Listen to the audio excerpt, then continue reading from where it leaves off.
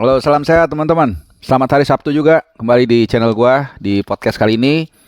Langsung aja, sesuai dengan janji gua akan bahas preview pertandingan final FA Cup 2022-2023 antara City dan MU. Akan berlangsung nanti malam hari Sabtu. Ini gua rekam hari Sabtu subuh jam 4 kurang 6. Mereka akan main nanti malam jam 21.00 waktu Indonesia Barat di Stadion Wembley tentunya.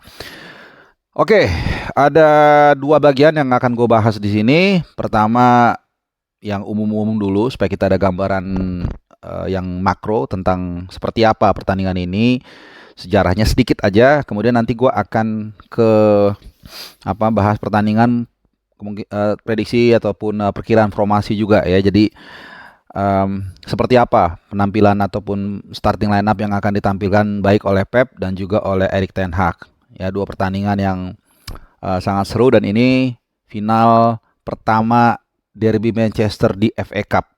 Oh ya gitu ya. Final derby Manchester pertama kali di final FA Cup ya, kira-kira itu. Jadi supaya ada gambaran. Dan kenapa tadi gue bilang MC akan lebih banyak gue bahas di perkiraan formasi, karena sangat pusing atau sangat rumit atau begitu kompleks untuk menampilkan line up terbaik buat City. Karena kalau MU akan lebih mudah untuk menebak siapa yang akan menjadi starting line up. Ya di luar kepala mungkin kita udah langsung bisa nyebut 8 sampai 9 nama. Mungkin hanya ada 2 yang terjadi perubahan. Nah, itu. Oke, ini kalau kita lihat FA Cup, memang dua tim ini kelihatannya dalam 10 tahun terakhir tidak terlalu dominan.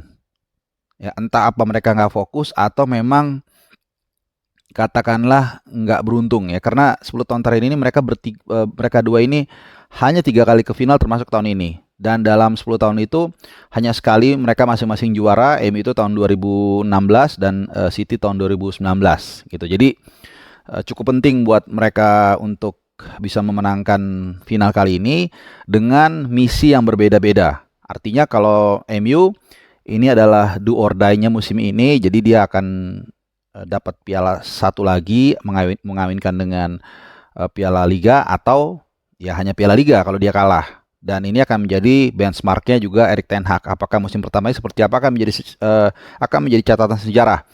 Ya, di tahun pertamanya udah pasti dia masuk 4 besar, kemudian dapat piala Liga, dan juga apakah dapat piala FA Cup atau enggak. Ini penting sebenarnya untuk membuat impress di musim pertama ya, buat banyak hal, buat fans, buat pemain, buat bahkan manajemen dan juga bahkan sponsor. Nah, sementara buat Pep ini adalah batu loncatan pertama dari batu loncatan kedua dari 3 yang akan mereka raih musim ini kalau mereka berhasil yang ketiga, Liga Champions. Karena pertama kita udah tahu mereka juara Liga, dan ini akan menjadi tantangan yang kedua, dan nanti tanggal 10 Juni akan menghadapi Inter Milan di Ataturk Olympic Stadium di final Liga Champions. Nah, kalau sedikit kita lihat torehan dari sejarah ya, memang piala ini paling banyak Arsenal 14 kali. Kemudian MU itu 12 kali. Artinya kalau MU menang maka mereka akan menghimpit Arsenal di puncak perolehan yang paling banyak, jadi 13, beda 1 kalau mereka menang. Nah, sementara gue langsung lompat aja ke City ya. City itu 6 kali bersama dengan Newcastle. Kalau mereka bisa menang, maka mereka akan menyamai Aston Villa 7 kali ya. Oke. Itu dari yang gue bilang tadi umum ya. Gue habisin 4 menit, lumayan juga, mungkin 3 menit lah karena ada pembukaan gue 1 menit. Nah, kenapa gue bilang City ini sangat susah untuk diracik formula atau pemain ya utamanya mereka? Karena satu, kita lihat lawannya MU. Karena ini mempengaruhi juga siapa yang diturunkan atau enggak. Karena waktu 2019, waktu mereka masuk final dan menang lawan Watford, itu udah kelihatan akan ada beberapa rotasi yang cukup tebal. Bahkan waktu itu gue masih ingat Kevin De Bruyne itu dicadangin. Masuk, sebentar main langsung cetak gol dan jadi man of the match di pertandingan ini. Nah, dengan lawan MU tentunya Guardiola juga nggak bisa tipis-tipis. Harus dia nggak bisa terlalu tebal rotasinya, harus tipis-tipis, 1-2 pemain paling yang dirubah. Dan itu yang pertama. Yang kedua, kalau kita lihat gayanya Guardiola ini kan dari mulai di Barcelona sebagai pelatih ya, kemudian di Munchen dan juga sekarang di City, dia itu selalu membagi dua shift yang cukup clear antara Liga dan Champions League. Ini kan satu paket lah, penting, major trophy, dan kemudian piala Piala Liga lah, tapi istilahnya Coppa del Rey ataupun Coppa Italia atau mungkin DFB Pokal, dan di sini FA Cup. Jadi kalau kita lihat ada dua benang merah yang berbeda ketika dia tampil di FA Cup dan di Liga atau Liga Champions. Ada 2 atau 3 pemain lah yang istilahnya udah mendapatkan shiftnya di situ. Nah, kalau kita lihat musim ini yang di situ itu banyak dapat shiftnya. Pertama Steven Ortega, dan ini udah ditekankan Pep kemarin di presscon, dia akan mengawal gawang dari City. Tapi gue gak akan langsung ke susunan pemain dulu deh. Jadi gue kasih gambaran itu dulu. Kemudian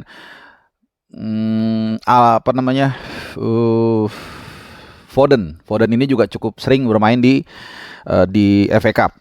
Nah, ada beberapa nama lah, 2 atau 3 nama yang memang rutin main di situ ya. Oke, itu terus kemudian yang ketiga, variabel yang membuat racikan City ini untuk pertandingan ini sangat kompleks, yaitu ada fokus di UCL. Mereka akan jadi berjarak dari sini tuh to be precise 7 hari. Hampir 7 hari, pas lah 7 hari.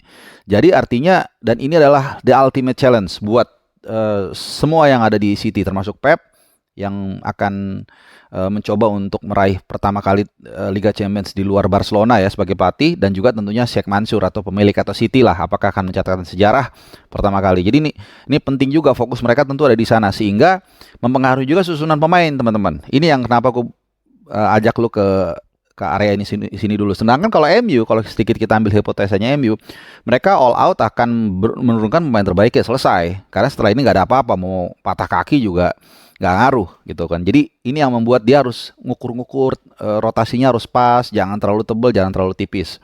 Kemudian yang keempat, semua pemain, jadi gini, City itu punya pemain pelapis, kita semua tahu ya, sangat mumpuni. Hampir sama bagus, bukan hampir, menurutku sama bagus. Dan hampir semuanya fit. Kemarin kalau lu mungkin baca di update news, Jack Grealish sudah balik latihan, bahkan 2 hari terakhir malah. Terus Ruben Dias juga udah, Kevin De Bruyne juga. Jadi hampir nggak ada ya, kecuali mungkin Benjamin Mendy yang masih di penjara atau masih ada kasus. Setahu gue hampir nggak ada. Nathan Ake juga udah balik. Malah kemarin kalau nggak salah di pertandingan terakhir di Liga dia udah main juga. Ya, terus itu. Jadi ini juga bikin pusing. Kalau misalnya pemainnya pada cedera semua, ya udah mainin aja yang ada kan gitu kan. Kayak Roma di final Europa League kemarin ya, dia mainin memang yang ada aja. Ya udah nggak usah pusing lagi kan gitu. Nah, terus terakhir ada jeda yang cukup lama antara competitive match di EPL dengan FA Cup. Jadi kalau tadi kita melihat ke depan, di depan ini masih seminggu lagi ada panggung yang paling penting. Sementara di belakang ini ada cukup jeda, mungkin sekitar 2 minggu kalau nggak salah ya. Ada area yang sebenarnya lo harus main, tapi juga jangan sampai cedera. Sehingga kalau kita lihat dalam 3 pertandingan terakhir, nih 3 pertandingan City, ya mereka itu lawan di Liga ya, lawan Chelsea. Karena waktu lawan Chelsea kan mereka udah juara. Kemudian lawan Brighton, kemudian lawan Brentford, sampai nanti lawan MU, ini benar-benar harus dirotasi secara pas. Jadi ada yang kadang-kadang pemain inti main dari awal, tapi mungkin keluar di menit 60. Ada yang main dari dari bench, dari babak kedua, baru nanti sampai akhir. Jadi nggak gampang. Dan juga nggak bisa lu terlalu lama istirahatin. Karena kalau terlalu lama lu istirahatin, maka pemain itu touch-nya bisa hilang. Oke, jadi ini sangat kompleks. Gitu. Jadi gue bisa mengerti, mungkin ini salah satu ya, mungkin dari pengalaman gue yang dalam 2-3 minggu terakhir itu pasti banyak diskusi yang dilakukan oleh Pep dengan asistennya dari berbagai aspek. Itu yang gue bilang tadi. Dan bahkan sampai at one point, menurut feeling gue ya, kalau gue bayangin jadi Pep, dia akan menggunakan feeling atau intuisi. Karena dari berbagai aspek ya, kayak tadi gue bilang, pemain semua siap, semua juga kompeten. Jadi lu harus bener-bener, kecuali memang ada masalah ya. Kita nggak tahu di dalam ruang ganti, misalnya pemain yang satu ada cedera ringan, atau mungkin ya ada masalah personal yang kita nggak tahu. Mungkin ya Pep udah langsung ambil keputusan, oh yang ini nggak main, yang ini main. Tapi kalau normal semua ini sangat sulit. Oke, langsung kalau gitu kita ke susunan pemain ya. Dari kalau gitu kita dari MU dulu deh. Jadi gua kan tadi udah jelasin City ya. Atau City dulu City. Karena tadi gua udah jelasin City. Sorry kebalik-balik. Jadi gini, kita minum dulu ya. Dari belakang, Stefan Ortega 99% dia akan jadi penjaga gawang diturunkan sebagai starter. Karena yang tadi gue bilang, penegasan dari Pep dia udah mengatakan dia yang akan jadi penjaga gawang, dan memang sudah ada gaya Pepnya dari mulai 2019 dan juga waktu dia di Barcelona juga, kalau lu ingat dulu dia pakai si Pinto yang gondrong tuh kan, yang diikat dikepang belakangnya, itu penjaga gawang spesialis di shift untuk Copa del Rey. Jadi kalau Ortega untuk di FA Cup. Jadi udah pasti dia, karena selama ini juga di FA Cup dia terus. Nah, walaupun ada satu catatan, kalau lu ingat tahun lalu metode yang sama dipakai, diturunkan Zack Steven, tapi kemudian blunder di semifinal FA Cup lawan Liverpool. Nah, 2019 waktu lawan Watford itu sebenarnya dia juga mau nurunin Claudio Bravo sebenarnya. Cuman Claudio Bravo cedera, akhirnya Ederson yang main, dan lawannya Watford sebenarnya bukan Ederson juga menang gitu. Jadi intinya adalah dia akan pakai Stefan Ortega. Kemudian di lini belakang, ini yang gue bilang susah ya, karena mereka kan Guardiola itu akan pakai 3 back, Nah, dari 3 back sejajar yang dipakai oleh Pep, itu mereka tersedia 5 available. Mulai dari John Stones gak usah dihitung, karena dia akan menjadi back tengah tipuan, akan naik sebagai gelandang bertahan bersama Rodri biasanya ya. Ruben Dias kemungkinan akan main ya. Kemudian Kyle Walker. Kenapa Kyle Walker? Karena Kyle Walker salah satu-satunya bek kanan murni kalau nggak salah di sini ya. Jadi kaki kanan murni, dan dia bertahannya cukup kuat lah, nyerangnya juga cukup kuat, seimbang lah. Kemudian Akanji. Kenapa gua agak tipis menampilkan rotasi di sini nih menurut versi gua, karena yang dilawan MU itu sekali lagi. Jadi faktor-faktor ini, 5 faktor tadi yang gue bilang di awal ini mempengaruhi line up yang akan ditampilkan Pep ya. Kemudian Akanji akan berdiri sebagai back kiri. Terlepas dari 3 back atau 4 back, Akanji nanti akan di kiri menurut gua. Walaupun bisa juga Nathan Ake ya. Nah, sama satu lagi gue lupa kasih tahu, yang keenam, walaupun mereka siapapun yang ditampilkan nanti, ini kan nggak mungkin 100% pemain cadangan, nggak mungkin 100% pemain utama, dan dia perlu semua pemain itu dalam keadaan bugar menghadapi Liga Champions. Jadi siapapun yang diturunkan ini juga jangan sampai cedera. Ini menambah lagi satu variabel yang membuat pertandingan ini begitu kompleks buat City. Nah, kita langsung ke lini tengah. Satu nama yang hampir pasti atau gue yakin akan diturunkan adalah Rodri. Kenapa? Karena dia adalah turbin penggerak dari City sepanjang musim ini. Ini adalah selalu pemain yang nggak pernah kelihatan eksplosif, tapi perannya sangat penting dalam menjaga keseimbangan baik bertahan maupun membuat Kevin De Bruyne, Alvarez, Gundogan atau Bernardo Silva atau siapapun, Mahrez, Grealish, semuanya begitu tenang untuk naik ke depan. Dan kedua, ini pemain yang jarang cedera. Di Liga Champions dimainin, di mana-mana dimainin, di FA Cup dia juga cukup rutin dimainkan, apalagi di Liga, dan jarang cedera. Tadi yang gue bilang ya, kalau gue belum bilang. Jadi ya tutup mata, Rodri taruh di situ. Dan yang dihadapi sekali lagi, nah ini variabel-variabel tadi gue bilang yang dihadapi MU. Ya, kalau finalnya mungkin lawan Sheffield United, bukan tidak mungkin dia dicadangin. Ini lawannya MU, yang akan dihadapi adalah Christian Eriksen mungkin, atau Casemiro, atau mungkin juga Bruno Fernandes, yang perlu pemain yang benar-benar berkualitas. Dan sekali lagi ini lawan MU, ada gengsi juga di sana berbicara, oke?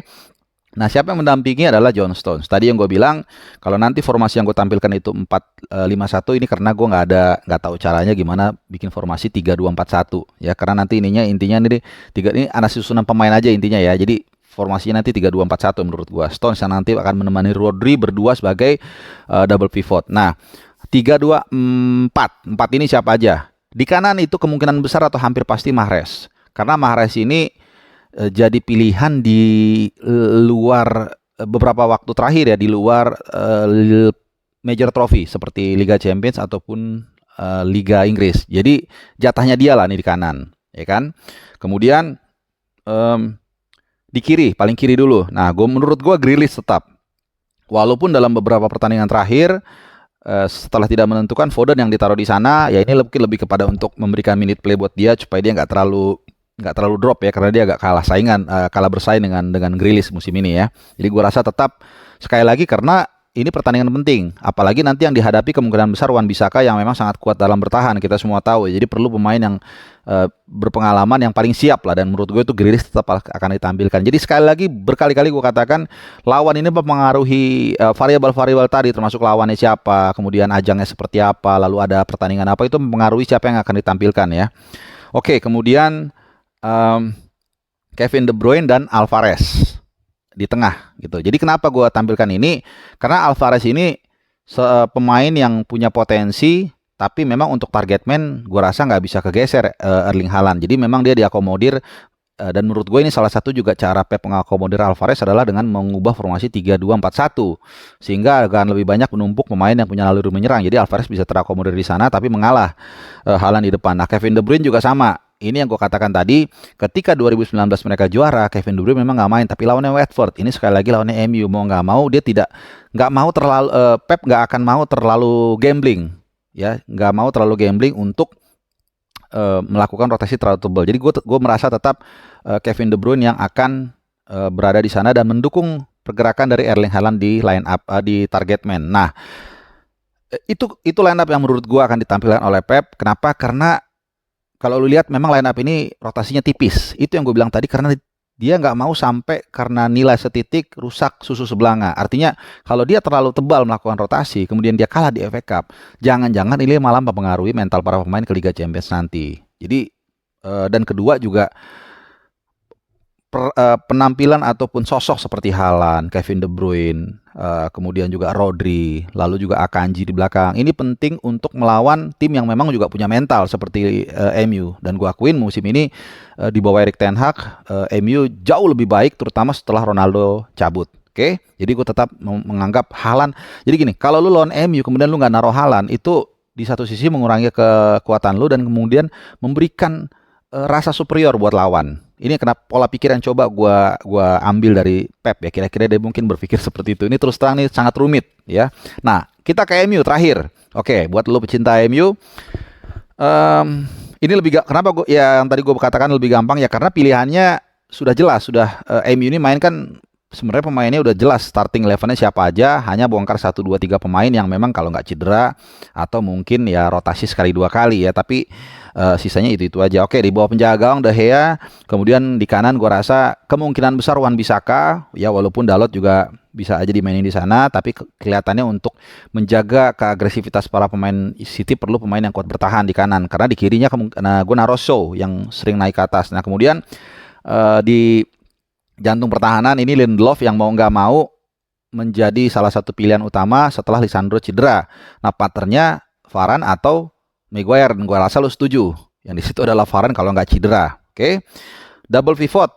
Nah, double pivot ini Casemiro dan Eriksen kalau menurut gue. Karena Fred memang justru kemarin dimainkan di laga terakhir yang tidak terlalu menentukan lagi. Jadi memang justru untuk mengisyaratkan Eriksen dan kawan Eriksen ya gitu. Nah, Casemiro udah pastilah main di situ, dia pemain paling penting. Kemudian siapa pemain tiganya? Ya udah pasti Bruno Fernandes, Marcus Rashford di kiri kalau tidak cedera, kemudian Jadon Sancho di kanan karena Anthony juga kayaknya masih cedera, gua nggak tahu, tapi kayaknya masih cedera, dan target man adalah Martial menurut gua ya. Walaupun ada alternatifnya adalah Weghorst, ini tergantung mungkin kalau ketinggalan atau apa. Nah, kira-kira seperti itu gambaran dari preview antara City dan MU. Gue tadi udah menerangkan secara umum pentingnya piala ini bagi masing-masing itu beda-beda. Satu untuk apa. Kemudian dari situ, berangkat dari situ kita melihat line up yang ditampilkan dan outputnya seperti apa. Ya tetap City yang pasti diunggulin ya. Tapi selalu ada disclaimer dalam sepak bola, apapun bisa terjadi di final, kita nggak tahu. Kalau feeling gue sih City yang akan juara, tapi juaranya seperti apa nggak tahu. Mungkin perpanjangan waktu, mungkin juga 2 kali 45 menit. Oke, terima kasih udah nonton. Buat kalian semua jangan lupa subscribe yang belum, dan juga nyalakan loncengnya supaya nggak ketinggalan video-video gue yang paling baru. Terima kasih, selamat menikmati final FA Cup. May the best win and ciao.